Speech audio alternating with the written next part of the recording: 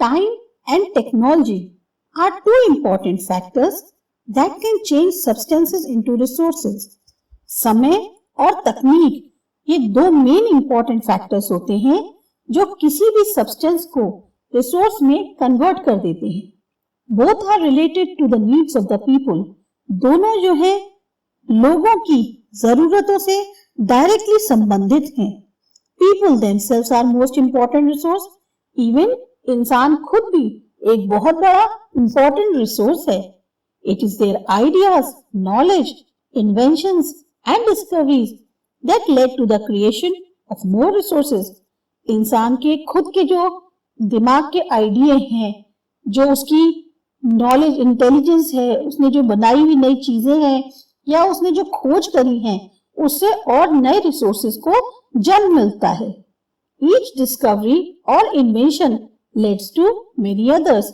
हर एक डिस्कवरी या जो इन्वेंशन होती है उससे और कई नई चीजें निकलती हैं.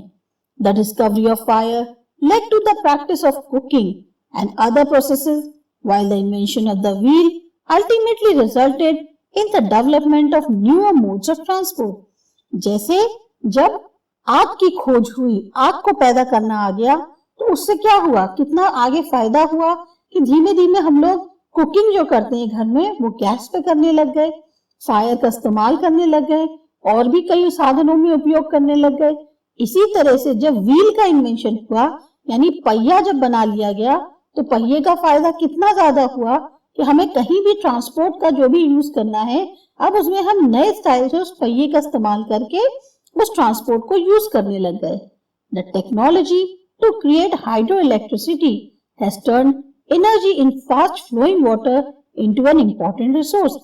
अब वो जो तकनीक है कि हम हाइड्रो इलेक्ट्रिसिटी जो बनाते हैं वो क्या करती है, जो एनर्जी है, बहुत तेज बहते पानी में जो एनर्जी है उसको बिजली में कन्वर्ट कर देती है. तो वो भी एक हमारे लिए बहुत इंपॉर्टेंट रिसोर्स हुई. Types of resources. Resources are generally classified into natural, human made and human. अब रिसोर्सेज को जो है हम भाग देते हैं किस किस में, कि एक नेचुरल है, अपने आप पैदा हुआ, एक ह्यूमन मेड है, ह्यूमन के द्वारा बनाया हुआ, और एक खुद ह्यूमन है.